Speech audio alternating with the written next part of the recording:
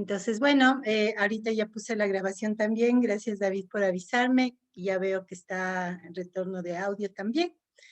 Así es que, bueno, nada más lo que les estaba diciendo es que, pues, les deseo de todo corazón un buen inicio de mes. Estamos empezando el mes de marzo y a su vez el mes donde finalizamos este semestre. Entonces es muy importante que pues le pongamos todo el empeño del caso y toda la energía como para poder llegar a buen puerto, ¿no?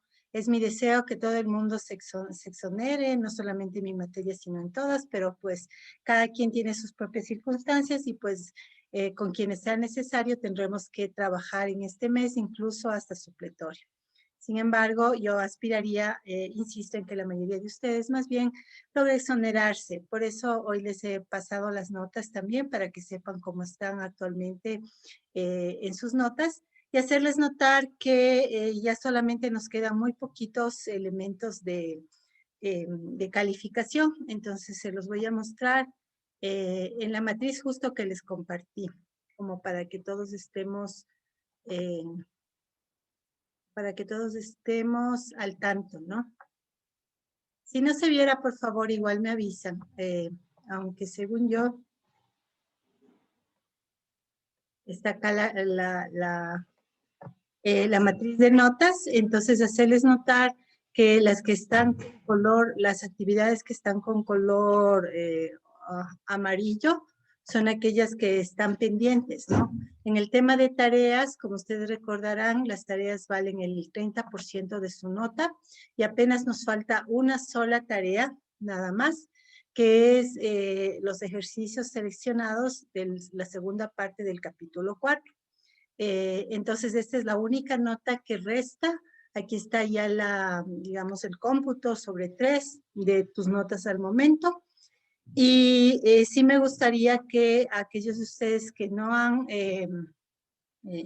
tenido 10 en algunas de las tareas, vuelvan a revisar la retroalimentación porque sigo viendo defectos recurrentes.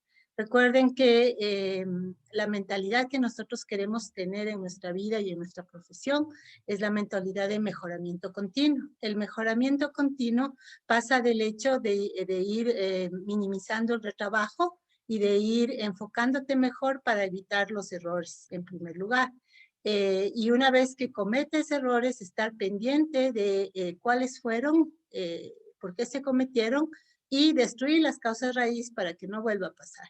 Entonces, en muchos casos he seguido a lo largo de todas las tareas restando notas por los mismos defectos. Eso significa que no estamos mejorando realmente, ¿sí? Entonces, por favor, vuelvan a revisar la razón de las rebajas en sus notas y me gustaría que todo el mundo, ojalá, pudiera sacar una nota perfecta en la última tarea de este curso, que es para la próxima semana, para el 7 de marzo, a las 23:45, los últimos ejercicios del capítulo 4. Luego, en cuanto a laboratorios, ya terminamos. Aquí les estoy debiendo la nota de laboratorio que entregaron ayer.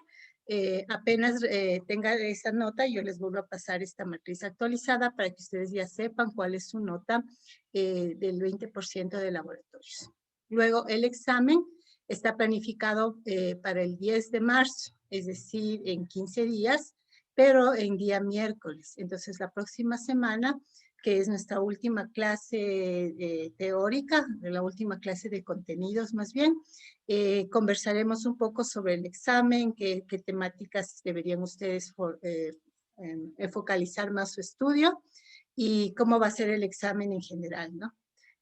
Todavía no tengo el examen, entonces no les puedo contar, pero hasta la próxima semana ya tendré el examen listo y ya les podré contar cómo está la estructura, las preguntas, cuántas preguntas va a tener, cuánto va a durar, etcétera, ¿no?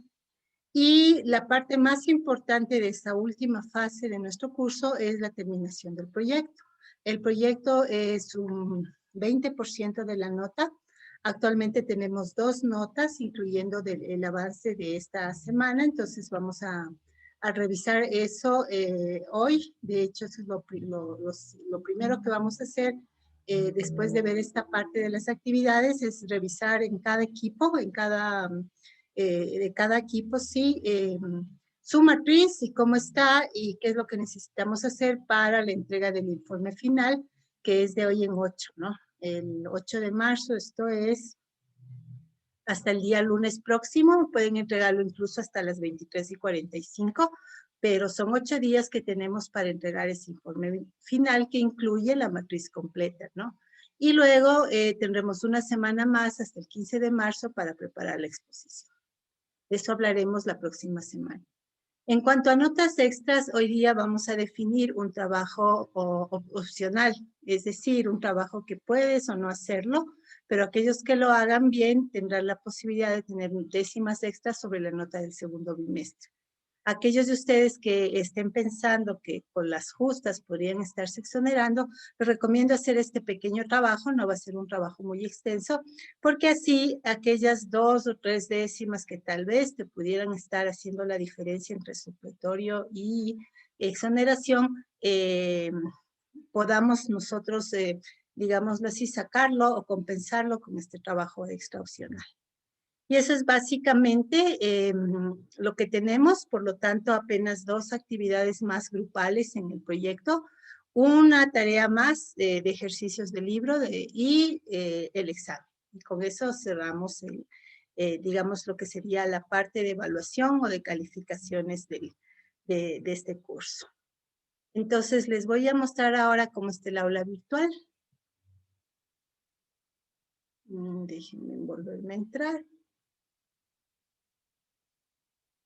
Y ahí hacemos después de ver el aula virtual, hacemos un pequeño stop por si tuvieran alguna duda, inquietud y también para tomar la captura de la asistencia de hoy. Entonces, estamos en el capítulo 5, como ustedes saben, este último capítulo es Ingeniería de Pruebas de Software. Aquí tienen ustedes las grabaciones de todas las clases, incluyendo la última, y pues ya mañana aparecerá la grabación de hoy. Y déjenme nada más ponerme en modo estudiante para que sea más sencillo para ustedes visualizar. Acá estamos. Y en cuanto a los recursos, tienen ustedes las diapositivas de resúmenes de todo lo que hemos visto, incluyendo las diapositivas de la primera parte del capítulo 4 que vamos a revisar juntos el día de hoy. 2 documentos de revisiones personales y revisiones de escritorio que fueron compartidos para nosotros por el doctor Laporte, porque en el libro de Quality Assurance del doctor Laporte hay un capítulo completo dedicado exclusivamente a revisiones, porque se considera que las revisiones son una de las formas más eficientes de encontrar defectos en aseguramiento de calidad de software.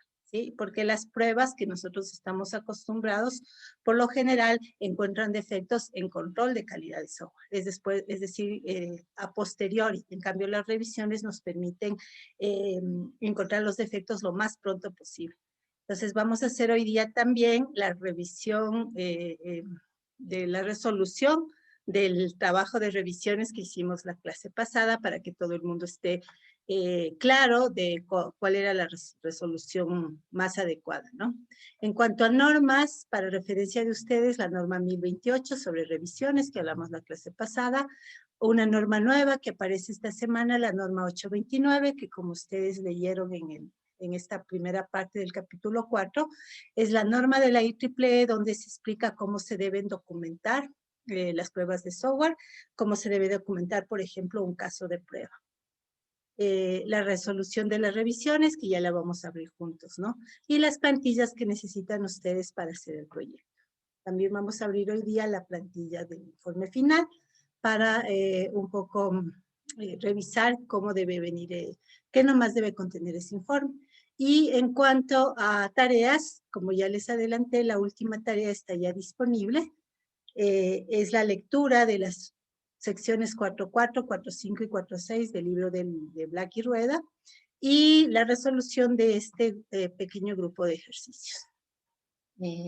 Los ejercicios de esta semana son también tipo escenario de práctica, ¿no? Entonces sí les va a tomar Algunos de ellos, su buen tiempo resolverlo, entonces les recomiendo hacerlo con tiempo, ¿no? Para que no tengan las dificultades de que ya la hora se te viene encima y no puedas terminar tu trabajo.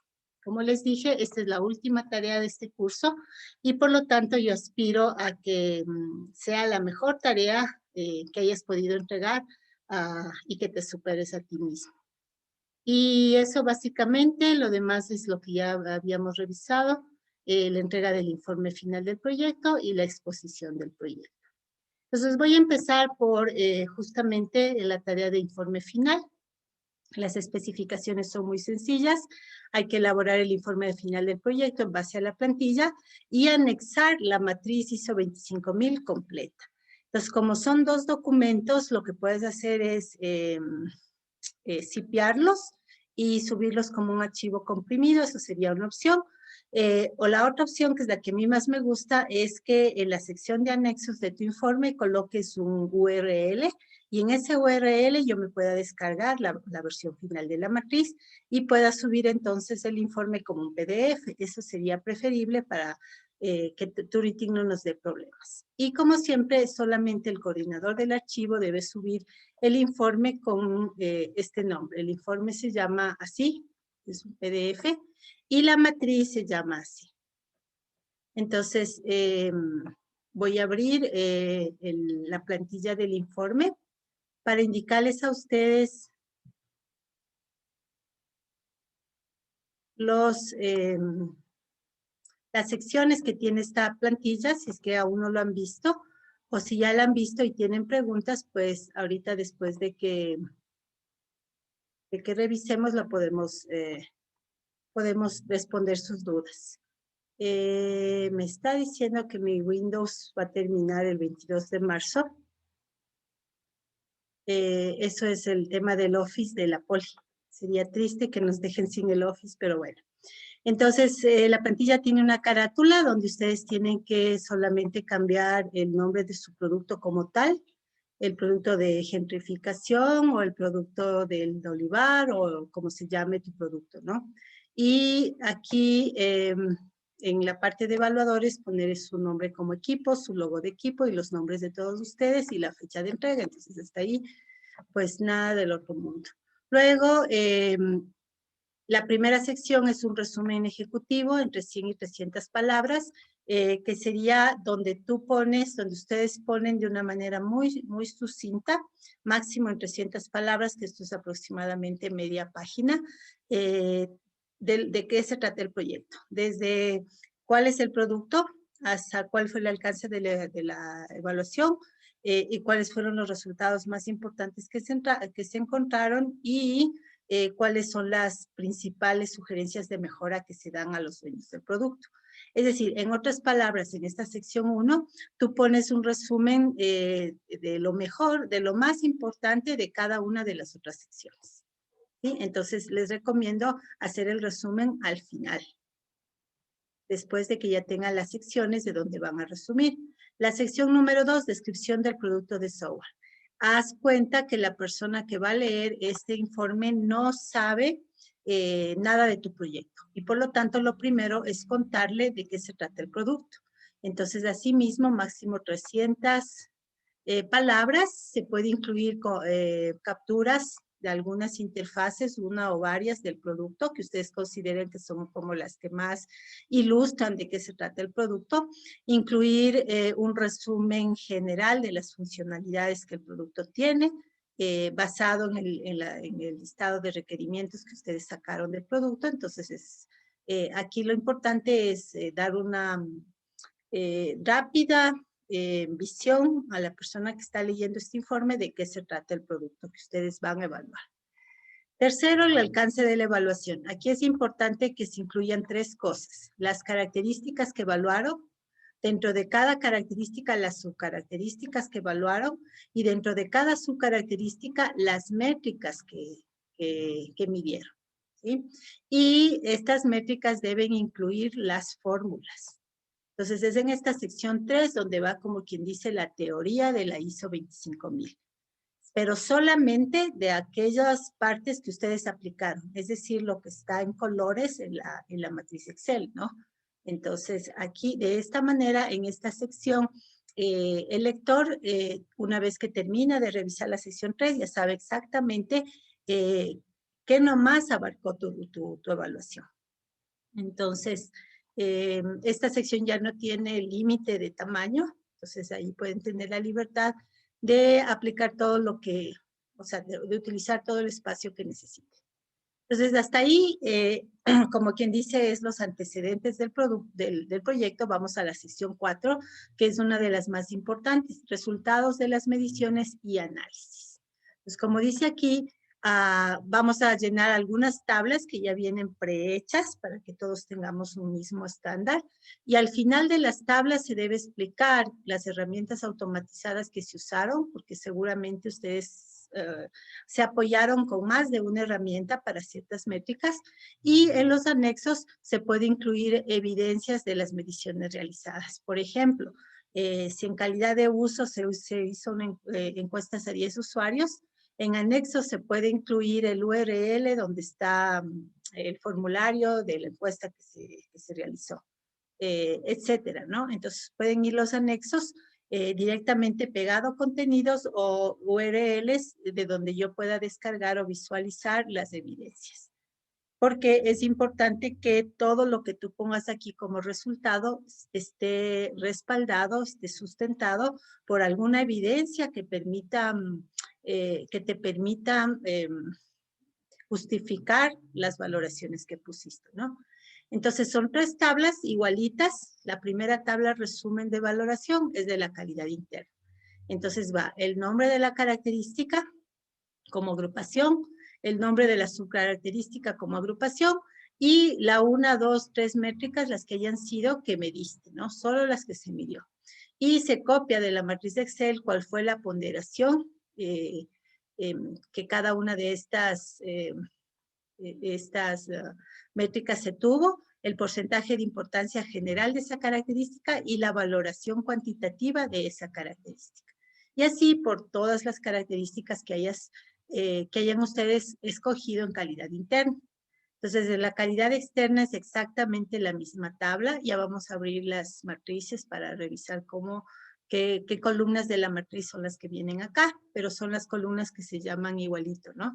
Y por último, la tercera tabla, calidad en uso, es igualito de cada métrica ya la ponderación final, es decir, el valor de la característica, el porcentaje que aporta y el valor final. Recuerden que los porcentajes tienen que sumar 100% para cada tipo de calidad, ¿no? Y finalmente la tabla final de resultados, que es una captura de la última pestaña de la matriz, en donde viene la calidad interna, externa y en uso, a nivel de, o sea, la puntuación como tal, y la otra información de grado de satisfacción que te saca la matriz, junto con los totales, ¿no? Entonces, la sección 4 básicamente es tomar la información de la matriz y ponerla en este formato resumido, quitando, obviamente, ya para que el que revise el informe no tenga que estar navegando entre las métricas que sí se aplicaron y las que no se aplicaron. Y finalmente tenemos la sección 5, que son las limitaciones, deficiencias o defectos del producto de software. Entonces aquí vamos a armar una tabla de los defectos que ustedes fueron encontrando conforme hicieron la evaluación. Parecido al listado de defectos que encontramos con la lista de chequeo en el ejercicio que hicimos la semana pasada, ¿no? Entonces de aquí yo digo, voy numerando los defectos del 1 al n, de cada uno doy una pequeña descripción del defecto, de la limitación o deficiencia. Digo deficiencia porque deficiencia puede ser algo que le falte, pero no necesariamente es un defecto, ¿no? Entonces, ¿cuál es el componente? Entonces es en la interfaz tal, es en la tabla tal de la base de datos, es en el cálculo tal. Entonces aquí tú tratas de puntualizar el elemento en el cual está ese defecto, limitación o deficiencia. Aquí ustedes tienen que cualificar ese defecto como de severidad alta, mediana o baja, ¿no? Recuerden que la severidad está dada por la probabilidad de ocurrencia, y la probabilidad de impacto. Entonces, cuando la probabilidad de que ocurra es alta y el impacto es alto, la severidad también es alta, ¿sí? Entonces, si la probabilidad es alta, pero el impacto es medio, puede ser medio, ¿no?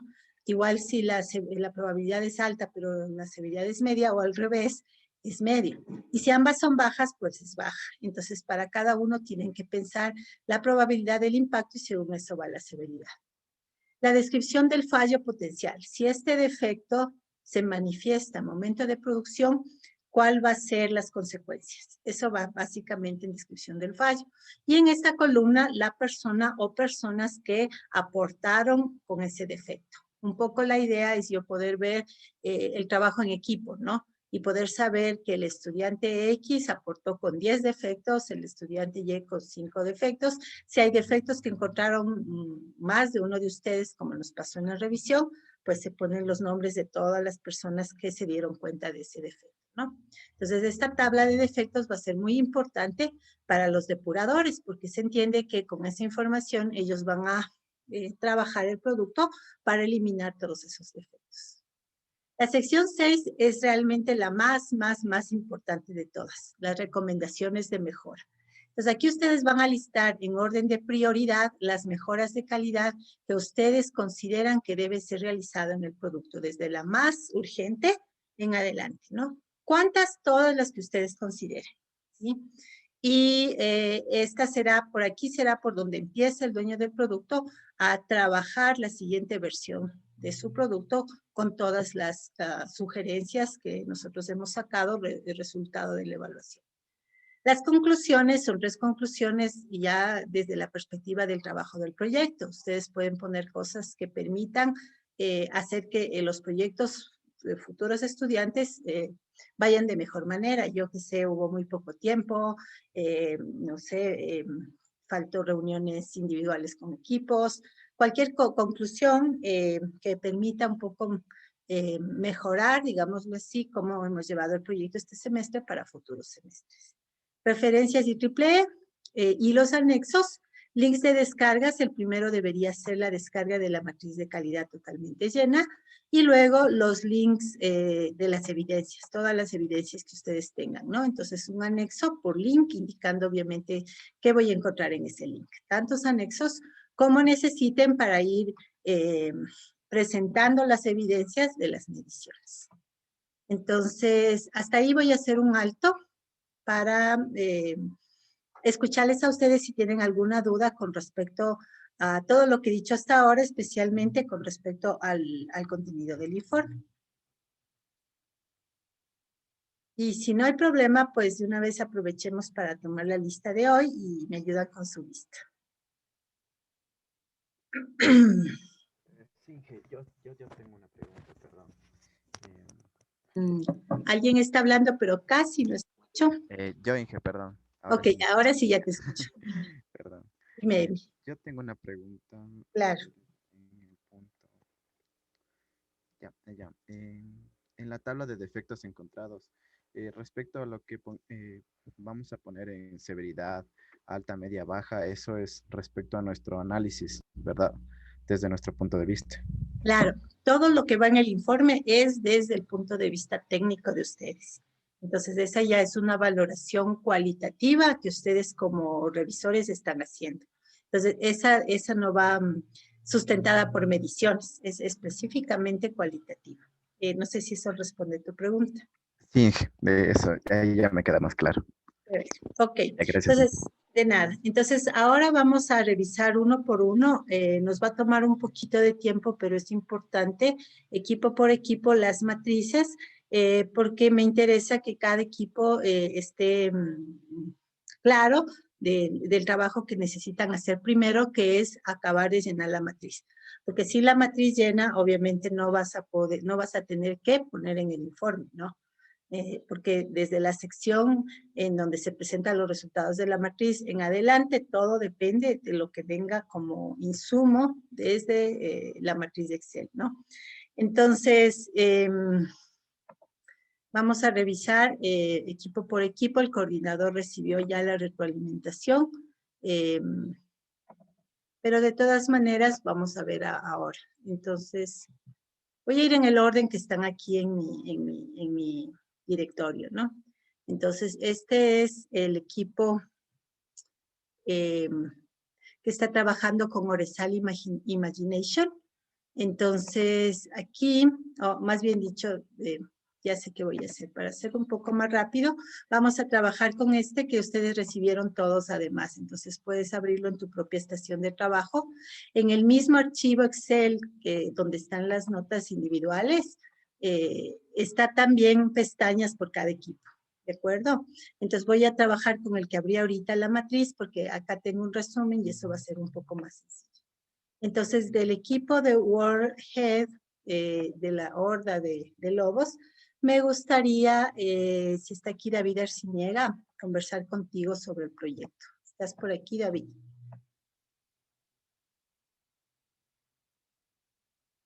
David. No, no está David Arciniega. Ok, ¿quién está del equipo? Yo. ¿Y María? Ya, está bien contigo. Entonces, para los compañeros que todavía no conocen del trabajo de ustedes, cuéntanos en menos de un minuto en qué consiste el producto que ustedes están analizando. Ok, este es un sistema interno para esta empresa llamada Ores Imagination, en el que les permite realizar o hacer ventas. Entonces, viene un cliente, les contacta por teléfono. Es lo que me comentaron, que la mayoría de ventas lo hacen por teléfono y piden el producto y aquí es donde les facturan y todo. Gracias. Entonces, eso. Eso sí. No sé si también, para complementar, también ese programa nos muestra varias tablas de, digamos, el flujo de ventas que ha tenido en la empresa en un mes, creo, si no estoy mal. Listo. Eso. Gracias. Entonces, en el trabajo, recordarles en general, voy a aprovechar este primer equipo para hacer un recorderis de lo que ha sido el proyecto, ¿no? Entonces, lo primero que hicimos, todos los equipos, fue seleccionar con qué producto vamos a trabajar. Entonces, recordarán que para hacer eso, nosotros trabajamos sobre 3 distintas opciones. Y para cada una de esas opciones aplicamos unos factores de evaluación, cuantificamos esos factores y nos quedamos con aquel producto que nos daba la mayor calificación, significando esto que es el que con mayor éxito podíamos salir con el proyecto, ¿no? Entonces necesitábamos que sea una aplicación web, necesitamos que la pudiéramos ejecutar en los navegadores de cada uno de los equipos, necesitábamos el código fuente, necesitábamos poder recompilar el producto para poder hacer análisis de ciertas cosas a nivel de estructura, ¿no es cierto?, a nivel de código. Necesitábamos la documentación del producto, sean estos casos de uso, historias de usuario, documentos de configuración, etcétera. Y si es posible, tener también documentación de manuales, ¿no? Entonces, esos fueron los factores que evaluamos y en base a esos cada equipo escogió un producto, como en este caso, Wolfhair escogió el producto que se llama Oresa Imagination, ¿no? Entonces, después de que tuvimos listo la selección del producto, procedimos a sacar una identificación de requerimientos, tanto funcionales como no funcionales. Por ejemplo, en el caso del equipo que estábamos observando, ellos identificaron 13 requerimientos funcionales y 8 requerimientos de calidad o no funcionales. Entonces, hasta ahí, esta fase del proyecto nos permitió, a través de la identificación de los requerimientos, entender la naturaleza del proyecto. Porque como evaluador no vas a poder juzgar algo que no conoces, ¿no? Entonces era importante adentrarnos en la naturaleza del proyecto a través de entender cuáles son sus requerimientos. Luego, lo siguiente fue definir el alcance del proyecto, que lo hicimos en 2 etapas. En la primera etapa definimos el alcance para la parte de calidad interna y externa, y en la segunda etapa definimos el alcance para la calidad en uso. Entonces ahí ya empezamos a usar la matriz Excel y yo les había pedido que para fines de facilidad de presentación, usemos colores para identificar cuáles criterios, subcriterios y métricas se iban a utilizar. Entonces, todavía hay 1 o 2 equipos que no han formateado la matriz y está retroalimentado para que lo hagan en la última entrega, ¿no? Entonces, definido el alcance, ya podríamos saber cuáles son los criterios de calidad de evaluar. Por ejemplo, en el caso de este equipo, los criterios son la adecuación funcional, la confiabilidad, el desempeño, la usabilidad, la mantenibilidad y la compatibilidad. En cuanto a calidad interna y externa, y en cuanto a calidad en uso, ellos han escogido la efectividad, la eficiencia, la libertad financiera y la cobertura de contexto. Y por último, presentamos el avance, ¿no? Entonces, en el caso del equipo de Wolfher, la matriz todavía no presentaba esta información que está aquí capturada, ¿no? Que es la información de la última pestaña, porque había errores de división para cero. Entonces, obviamente, en la versión final, ustedes tienen que eliminar todos los errores de división para cero para que se les pueda presentar este cuadro, que es el cuadro que van a copiar exactamente en el informe, ¿no? Donde se presenta por cada tipo de calidad la puntuación numérica, si ese nivel de puntuación está dentro del rango objetivo, debajo del rango objetivo o si excede ese rango, y el grado de satisfacción por cada uno de los tipos de calidad y el grado de satisfacción total, que en este caso la herramienta lo calculas como un promedio simple, ¿no? Entonces el promedio de estas 3 valoraciones es el que vemos acá. Entonces en este punto la evaluación parcial de este producto está en 7.14, 70% de calidad. Entonces, aquí es donde quiero hacerles notar, me voy a pasar a la matriz de este equipo, la importancia de evaluar de una manera adecuada cada una de las métricas, ¿no? Entonces, digamos, por ejemplo, esta de acá, la de encriptación de datos que ellos se han comprometido a realizar, porque está como que sí aplica, está todavía vacía, ¿no? Entonces, como está vacía, obviamente todavía no cuenta para la valoración, pero el momento que sean llenados los datos de A y B, acorde a la fórmula respectiva, que está acá explicada, ¿no es cierto? Necesitamos tener la evidencia de cómo se llegó a los valores A y B como respaldo, porque dependiendo de lo que nosotros coloquemos, obviamente en cada una de las métricas que están por medir, variará en esta pestaña de acá el resultado final. Y el usuario, más bien dicho, el dueño del producto, va a querer saber por qué, por ejemplo, su calidad interna es tan baja, ¿sí? O va a querer saber por qué, a pesar de que su calidad en uso es muy satisfactoria, ¿por qué no es 10? ¿Qué le falló? ¿En dónde él puede mejorar? ¿Sí? Entonces, por eso es importante que ustedes sean muy, digamos, justos en las valoraciones que se dan. Esto implica que es posible que algunas valoraciones a la final no se puedan sacar, solo tenemos una semana para terminar este trabajo, ¿no? Entonces, por ejemplo, en el caso de este mismo grupo, una preocupación que yo tengo es la medición de las métricas financieras. Por ejemplo, este grupo había puesto sí aplica en la medición del retorno de la inversión. Entonces, para medir el retorno de la inversión de acuerdo a la fórmula, yo necesito cuantificar en términos monetarios cuáles son los beneficios esperados. Por ejemplo, una reducción de costos se me ocurre, $1,000 al mes por usar este producto, ¿no? ¿Y cuáles son los beneficios obtenidos? Entonces, han pasado 6 meses y me doy cuenta que sí ha habido una reducción, pero la reducción fue de 600. ¿Sí? Entonces, en ese caso, yo tendría que la reducción, en este caso, el beneficio obtenido fue que yo me ahorré $600. No me está dejando porque está protegida. Déjenme ver si puedo habilitar. Ok. Entonces, digamos que ya hechas las mediciones, yo sé que fueron 600. Ojalá ahora sí. ¿Ok? Pero yo esperaba que fuera 1,000, ¿no? Bueno, es que todavía no le puse el de acá. Entonces, primero el B, luego el A, Y entonces aquí tengo ya un valor 6/10, ¿no? Porque no llegué al 100% de lo que yo esperaba. Entonces, al meter este valor, acá obviamente, fíjense, ya hubo una diferenciación en cuanto a la valoración final de calidad de uso. Que en este caso subió porque antes, como estaba sin valores, pues estaba con un valor tope acá. Entonces, la cuestión es que, por ejemplo, esta métrica específica es muy difícil que el equipo o cualquier equipo lo obtenga, a menos que tengan datos reales de los, digamos, ganancias financieras, o sea, en dinero que ha tenido el dueño del producto durante producción. Entonces, por ejemplo, en el caso de este equipo, yo dudo que eso pase, ¿no? Entonces, en ese caso, ¿qué es lo que vamos a hacer?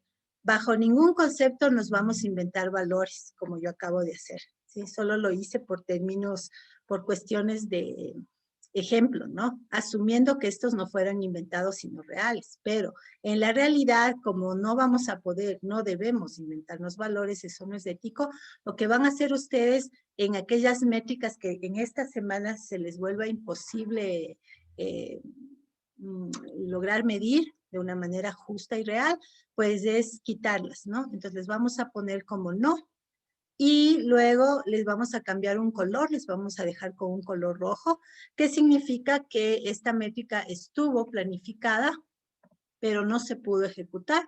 Entonces todo esto vendrá en ese color. Y vas a explicar eso en el informe, en la sección respectiva, en donde íbamos poniendo el resumen métrica por métrica. Entonces ahí pondrás la nota aclaratoria de que la métrica X, la Y y la Z no se pudieron medir y por lo tanto no se entregan, no van como parte del informe final. En otras palabras, lo que les pido es que las métricas que dejen con valores, por ejemplo, me voy a ir acá y voy a tomar la primera que está acá, por ejemplo esta, en donde ellos están diciendo que en este producto el número de funciones establecidas en la especificación son 16 y que el número de funciones que están incorrectas o inexistentes son 3. Esto es real, ¿no? Entonces, en vista de que esto es real, pues se queda en verde y va hacia la va a ser tomado en cuenta para la calificación final. Pues recuerden que estas calificaciones, ya te doy la pueden tener implicaciones comerciales, pueden tener implicaciones legales, así es que no podemos jugar alegremente con que salga cualquier calificación poniendo cualquier valor. Es preferible, como les acabo de decir, reconocer que alguna métrica ya no pudo ser medida y quitarla de la evaluación a inventarse mediciones y correr el riesgo de perjudicar al dueño del producto. Ahora sí te escucho. Sí, lo que pasa es de que en este caso el trabajo de la matriz estaba planificado para 4 personas.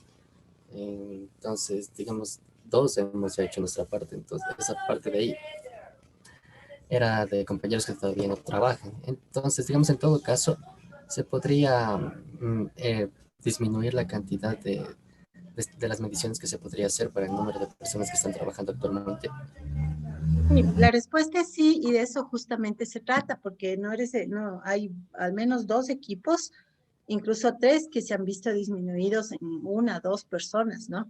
Entonces, sí, los que ustedes pongan en rojo no significa rebaja de calificación. Todo lo contrario, significa o sea, tener una actitud profesional ante la cual es preferible pues mostrar solamente resultados que son técnicamente fiables. Y como les digo, no hay ningún problema en cuanto a que por no haber medido o por no haber puesto valores van a tener calificación.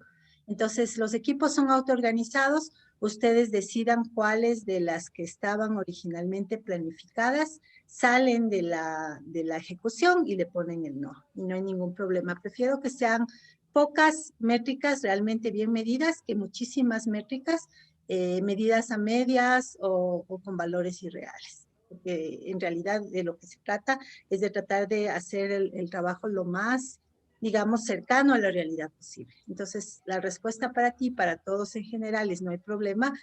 Solamente márquela en rojo porque yo de todas maneras tengo las versiones previas de cada equipo y sé cuántas métricas debían hacer y bueno, y voy a saber cuántas lograron hacer. Cantidad lo que necesitamos en este trabajo, sino calidad en las mediciones y sobre todo un entendimiento de cómo funciona un proceso de valoración. No sé si con eso estamos claros contigo, David, y con tu equipo. Sí, gracias. Entonces voy a ir al siguiente equipo que quiero revisar. Y bueno, ya las observaciones son básicamente para todos, ¿no? Vamos a revisar el equipo de Qualsys, y de Qualsys me gustaría conversar con Paul Reynoso. ¿Estás por ahí, Paul? Sí, aquí estoy. Ok. Por favor, yo te voy a ir moviendo la pantalla para que puedas tener la información visual de tu equipo. Si nos puedes dar un resumen parecido al que yo hice para el equipo anterior, empezando desde de qué se trata el producto y hacia abajo. Ya, bueno, lo primero a recalcar es que nuestro producto es de Olivar y es de alguna manera un software que ayuda a la gestión de actividades de las organizaciones, ya sea para contactos, proveedores, facturación, pedidos y stock. Bueno, de ahí lo siguiente es que, bueno, los integrantes, nosotros para la, uy, para el producto, bueno, primero vimos que sea una aplicación web, que sea factible la ejecución en el navegador, que tengamos el código fuente, que tengamos también documentación y acceso a documentación también un poco técnica. No encontramos tanta así de carácter tan técnico, pero sí logramos encontrar alguna. De ahí, en cuanto a los requerimientos funcionales y no funcionales, igual creo que en total ajá, creo que en total son los 20 que se ven en la parte de abajo y para la parte de lo que es la evaluación, vamos a ver lo que era eficiencia, efectividad y la satisfacción. De ahí, bueno, no sé qué más le podría decir. Bueno, primero, en requerimientos funcionales y no funcionales, ustedes reportaron 28 funcionales y 20 no funcionales, es decir, un total de 48 requerimientos. Luego, efectivamente, en calidad interna y externa, como decías, van a medir adecuación funcional, desempeño, usabilidad y seguridad.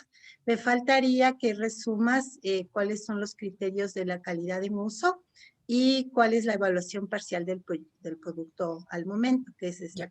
Entonces, bueno, para lo que sería la parte de calidad en uso, los requisitos. De la calidad en uso sería para la interna. Bueno, vamos a ver que estamos en un nivel de puntuación aceptable de 4.51, que, bueno, por el momento es insatisfactorio debido a que no hemos realizado la medición completa del Excel, de las mediciones que dijimos que íbamos a realizar todavía. Para la parte externa, en cambio, el rango sí es el objetivo y es satisfactorio con 7.38. Para calidad en uso, igual se mantiene en 6.6, que está en el rango igual satisfactorio. Y en general podemos decir que según el rango objetivo de 6.16, estamos en satisfactorio, pero aún nos faltan métricas y mediciones por hacer. Es correcto. Entonces, por eso aquí le hemos llamado evaluación. Tal vez no debía haberle puesto parcial, sino preliminar. Creo que sería un mejor nombre porque es lo que hasta el momento tenemos. Sin embargo, evidentemente, esta valoración va a cambiar una vez que se termine de medir. En la matriz ustedes todavía tienen problemas de divisiones para cero, justamente por las métricas que están asignadas, sí, pero no medidas. Y te faltó decir que la calidad en uso son tres características que se van a medir o que se han planificado medir: efectividad, eficiencia y satisfacción.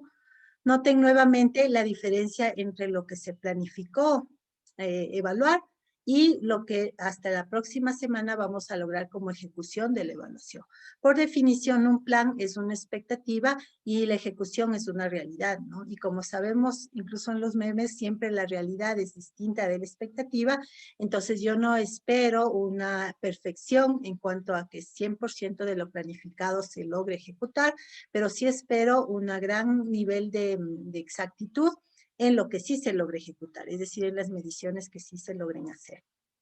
Ok, no sé si tienes alguna duda con respecto a lo que les falta hacer a nombre del equipo. Sí, bueno, en algunas mediciones yo tenía la duda de si podemos como que sacar la información de la documentación como tal, porque una métrica que yo estaba realizando era, por ejemplo, el número de autenticaciones previstos. Entonces yo encontré que en la documentación decía que el número de autenticaciones previstas que están realizando, después de buscar cada una, encontré que eran 3. Entonces esas fueron las que yo puse según la documentación y no estaba 100% seguro de si es que estaba correcto eso o no me puedo basar como tal solo en la documentación. A ver, lo ideal sería que tú compruebes con tus propios ojos. Recuerden que los probadores, los testers, somos escépticos por naturaleza. No nos confiamos ni en la palabra, ni escrita, ni hablada, ¿no? Entonces, lo ideal sería que tú compruebes con tus propios ojos en el producto que sí hay esas 3 formas de autenticar. Sin embargo, sí podemos hacer una evaluación basada en documentación. De hecho, gran parte de las, bueno, no gran parte, sino algunas de las métricas que tenemos que medir, no nos queda de otra que hacerlo en función de documentación. Entonces, la respuesta concreta diría sí, sí es válido. Lo ideal o preferible sería poder hacerlo desde el producto ejecutable, pero sí es válido hacerlo desde la documentación, pero hay que también reportarlo. Es decir, poner por ahí una pequeña nota que diga esta medición se realizó o esta medición está hecha en base a la documentación ofrecida o entregada o disponible de parte del proveedor o perdón, del dueño del producto, de parte del productor o desarrollador. Eso, y esa recomendación va para todos los equipos, ¿no? Ok, entonces vamos a pasar al siguiente equipo, que en este caso es el equipo BPS. Entonces, para BPS le voy a pedir a Hugo David Moncayo. ¿Estás por ahí, Hugo? Y de paso estamos practicando parte de lo que va a ser ya la exposición final, que es individual la nota, ¿no? Entonces es importante que todos los miembros del equipo estén en la posibilidad de explicar el trabajo realizado. David, ¿estás por ahí? David, no. Hoy día me han faltado los Davids. ¿Alguien más del equipo? Por favor, del equipo de ejemplificación. Yo, Inge. Ok. Yo soy el coordinador de... Hola, Emi, yo sé. Dale, cuéntanos a todos rápidamente. Yo te voy bajando la pantalla para que tengas la información sobre el proyecto de ustedes. Bueno, como un preámbulo, nosotros vamos a trabajar con la tesis de gentrificación desarrollada por 2 estudiantes de la Escuela Politécnica Nacional, que son Jacinto Palma y Jorge Zambrano, el cual sustenta sobre el fenómeno que hace referencia a la proliferación de políticas públicas que tienen como objetivo desplazar las clases populares de las áreas centrales, acompañadas con una inversión inmobiliaria masiva. Esto para una reconquista de los sectores de los centros urbanos de las clases pudientes. Bueno, primero, dentro de esta tesis se maneja que es una aplicación web, es factible de ejecutar en el navegador. Eh, el código fuente al principio no estuvo disponible porque hubo una predisposición por parte de uno de los integrantes, pero luego ya nos facilitaron. Se tiene acceso a la documentación también del manual y lo que nos ayuda bastante a realizar lo que son las pruebas en sí. Y también para revisar los requisitos dentro del, los requisitos que planteamos al principio del segundo bimestre, me parece, si no estoy mal en fechas. Están acá. Ujú. Entonces, si puedes ahí informar cuántos fueron los requisitos que se identificaron. Sí, perdón. Dentro de los requisitos funcionales tuvimos más o menos, eran como unos 22 o 20, sí, 22. Ujú, Los requisitos de calidad fueron 29. Los dividimos por diferentes funciones. Bueno, no funciones, sino diferentes módulos para no confundirnos en sí, que los requisitos no se repitan, por así decirlo. ujú. Sí, Ya. basándose también en la ISO 25000, ¿no? En cuanto Sí, al alcance, ¿qué criterios planificaron evaluar a nivel interno, externo y de uso? ya. Respecto a la calidad, primero nos basamos en lo que es la completitud, la exactitud funcional, la tolerancia a fallos, la utilización de recursos, la operatividad y la reusabilidad. Ay, perdón, y la adaptabilidad. Y en lo que respecta a lo que es la calidad externa, de igual manera la adaptabilidad en el entorno de software, mm, la consistencia operacional, la claridad de los mensajes, la utilización del CPU, la utilización de memoria, la redundancia, la exactitud, la presión computacional y la completitud de la implementación funcional. Y al hacer las mediciones nos dio que en calidad interna el rango estuvo perdón, la calidad del sistema es de 6.97, que nos da que está en un nivel de puntuación de rango objetivo, el cual el grado de satisfacción es satisfactorio. En la calidad externa, la calidad del sistema es de 4.10, que tiene un nivel de puntuación mínimo, y en el grado es insatisfactorio. Y la calidad de uso, que la calidad del sistema es de 9.07, que en el nivel de puntuación excede los requisitos, pero en el grado es muy satisfactorio, dándonos un total de 6.75 y satisfactorio de igual manera. En SonarQube, de igual manera, lo que más tuvimos fueron errores bueno, encontramos errores de código, pero más que todo eran redundantes y código que se estaba reutilizando o que no se estaba usando. Ujú. Sí, y eso que acabas de decirme de SonarQube empata con estos valores que son preliminares, ya nos dan un poco la tendencia, ¿no? Porque esto es un poco como lo que pasa estadísticamente hablando, por ejemplo, en votaciones, ¿no? Cuando tú ya tienes cierto porcentaje medido o contado, ya se empieza a establecer tendencias. Entonces, estos valores van a variar, pero yo creo que la tendencia va a seguir siendo que la calidad en uso va a ser mejor que la calidad interna y externa. Y el SonarQube te está diciendo, mira, hay mucho código no usado, ¿no? Y entonces eso perjudica en la calidad interna del producto y por ende también en su calidad externa, porque estos dos son factores, digamos, de la estructura del producto, mientras que el uso tiene que ver desde la perspectiva de experiencia de usuario, ¿no? Entonces parece ser que por fuera el sistema tiene mejor funcionalidad o más bien dicho, mejor operatividad hacia el usuario que lo que por dentro tiene desde una perspectiva ingenieril. Eso también ya me da a ver que es muy probable que el sistema vaya a tener mucho costo de mantenimiento por estos niveles bajos de calidad interna y externa. Mientras que no va a tener tantos problemas de uso, es decir, con los usuarios finales. Entonces, fíjense en cómo toda esa, digamos, análisis yo lo puedo hacer en base a este sustento cuantitativo que yo tengo acá. Y entonces eso es un poco lo que yo quisiera ver que ustedes reflejen en el informe final. No sé, Emi, si te queda alguna pregunta para poder terminar el proyecto en esta semana. No, no, bueno, ahorita no, Inge. Por lo general, siempre cuando estamos trabajando, ahí es donde nos surgen las dudas y ahí nos acordamos, esto teníamos que preguntar y ahí le No hay escribo. problema, me pueden escribir igual, no les garantizo leerles de enseguida, pero apenas les lea, cuando revise el teléfono, yo les contesto. Porque sé que en estos días, el fin de semana, van a estar trabajando en el proyecto, entonces voy a estar atenta.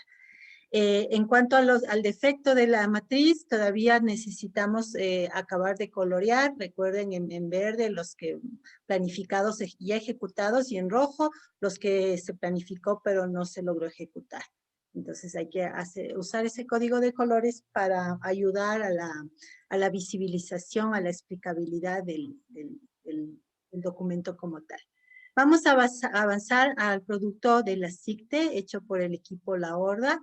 Si Juan Valdivieso estás aquí, por favor te pido que seas tú el día de hoy quien nos haga un resumen de cómo está el proyecto. Claro, Inge, si me escucha.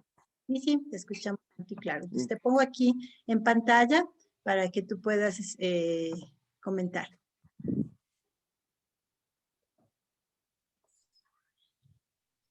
¿Sí puedes ver? Sí, ya. Bueno, de inicio, una breve explicación sobre el sistema. Para aquellos que no conozcan, este es un sistema que hace el control de las pruebas de aviación que tiene un departamento ahí en la ESPE, se llama el CITEC. Es prácticamente para registrar los pilotos y las evaluaciones que arroja un simulador que tienen en este departamento. A nivel de lo que es la matriz, ya a nivel de lo que es la matriz y la evaluación, con el equipo de trabajo fuimos evaluando y seleccionando los campos que íbamos a evaluar, tanto externa como funcionalmente. Bueno, durante la gestión de la evaluación de la matriz, fuimos detectando problemas, sobre todo al momento de la mantenibilidad, ya que encontramos problemas en lo que son las versiones que se manejó de este sistema web en las librerías de Angular, y bueno, también un poco de desconocimiento en cómo se maneja el archivo de configuración. Hemos tenido un poco de problema en eso. Eh, Bajo esos criterios, seleccionamos igual qué vamos a evaluar, cuáles son los aspectos que vamos a evaluar, igual con el uso de herramientas como el SonarQube. Evaluamos y más o menos vimos los errores que se estaba cometiendo. Eso en manera general. Ok, te estoy señalando acá para que lo comentes también en cuanto a requisitos funcionales y no funcionales, ¿cuántos entregaron? Ya, Y en cuanto a correcto. criterios de calidad, ¿cuáles van a evaluar? ¿Cuáles están planificados? Ya, correcto. En respecto a los requerimientos funcionales, vimos nosotros, como estamos trabajando con una tesis, tuvimos el acceso a todo lo que es la documentación, incluso tuvimos acceso a lo que son videos. Entonces, dentro de la documentación, contamos con un PDF donde describían todos los requerimientos funcionales y no funcionales que eran el objetivo de esta tesis. Entonces nosotros prácticamente pudimos comprobar la mayoría de los requerimientos. Me parece que había un requerimiento funcional que era redundante, entonces ese o sea, le tomamos como que cumplía, pero eso hizo variar el número de requisitos funcionales. Igualmente, los específicos se encontraban ahí en la documentación y pudimos comprobar que cumplía con todos estos. Eh, Eso referente a los requerimientos. No sé qué más le puedo mencionar. Listo. Creo que para una digamos, explicación rápida, estamos ya bien. Nada más bien comentarte que todavía en la matriz que entregaron hay divisiones para cero, obviamente por las mediciones que faltan hacer. También a ustedes les falta la parte de colorear, ¿no es cierto? Verde y rojo, dependiendo de si fue planificado y ejecutado o solo planificado y no ejecutado. Y ahorita la evaluación parcial está en 5.79, entonces habría que ver cómo esta valoración preliminar se cambia una vez que terminemos de hacer todas las valoraciones. Más bien dime tú si tienes alguna pregunta como para poder terminar el proyecto en esta semana. No sé si tienes alguna pregunta para poder terminar o estamos bien. Sí, o sea, no, a nivel de, bueno, el rato que estamos revisando la matriz, nos surgían pequeñas dudas, pero que fuimos viendo con la bibliografía y las referencias que usted nos brindó. Entonces, con eso ya fuimos solventando. De momento creo que estaban claras. Okay. Muy bien, entonces vamos a terminar con el último equipo y ahí vamos a hacer un pequeño break porque la segunda parte de la clase tenemos que ver teoría, ¿no? Entonces el último equipo es el equipo High Quality, que es el equipo más pequeño del curso, 2 personas. Y le voy a pedir a, ¿quién será? A Andrés Salazar, que por favor nos hagas el resumen rápido de cómo va el proyecto hasta ahora. ¿Estás por ahí, Andrés? Sí. Ya, a ver, bueno, de la aplicación que nosotros estamos evaluando, que es Charles Business Consulting, básicamente es un sitio web que simula una página de negocios, es como una plantilla, en el cual las personas pueden usar para crear sus propios sitios web comerciales, financieros, corporativos y de consultoría para promocionar sus servicios. Entonces, eso es básicamente lo que tenemos. Algo que también sí es importante aclarar es que cuando nosotros cogimos el proyecto, no tenía nada de documentación. Entonces, por eso es que tanto nosotros los requisitos funcionales y no funcionales los pusimos de acuerdo a lo que vimos en la aplicación. Es decir, ustedes hicieron reingeniería de los requerimientos, ¿no es cierto? Sí, o sea, sí, nosotros básicamente pusimos los requerimientos que se tendrían. Y también no trabaja con base de datos al momento, porque como le digo, que es básicamente una plantilla. Entonces la gente puede entrar y empezar a diseñar su página para promocionar sus productos o sus servicios. ¿Qué criterios de calidad van ustedes a evaluar en este proyecto? Nos enfocamos nos enfocamos en los tiempos de respuesta que tiene la aplicación. Y también nos enfocamos en la confiabilidad, en la usabilidad, en la mantenibilidad y del producto. Y en la parte de calidad en uso. Satisfacción. En la calidad de uso, los defectos de calidad y para ver qué es lo que se puede mejorar. Algo que también queríamos preguntarle, que también era que cuando nosotros estábamos haciendo el anterior hito, nos vimos que habían como 8,000 funciones, creo. Entonces no sé si es que podemos evaluar una parte, no todito. Claro, obviamente no vas a poder hacerle una evaluación 100% de la funcionalidad del proyecto y además tomando en cuenta que ya estamos a pocos días, sí, como yo les decía, yo prefiero que se reduzca el alcance a sacrificar la calidad. Entonces, además ustedes son solo 2 personas, entonces, como siempre, dejo yo a criterio de los equipos autoorganizados el que redefinan sus alcances para poder entregar algo completo, aunque sea más pequeño. Cuéntanos para terminar cómo está la evaluación preliminar del producto. Que son Bueno, valores pues, de acá, ¿no? sí, ajá. Sí, bueno, pues sí estábamos así al rato que estábamos nosotros haciendo el trabajo y ver que, por ejemplo, en la calidad interna del sistema tenemos una valoración de 3.39 y es bastante bajo. Ujú, Pero igual sí nos dimos cuenta que también era más por algunas funciones que están por implementarse, que está hecha la función, la descripción para qué se está haciendo, pero no está implementada aún.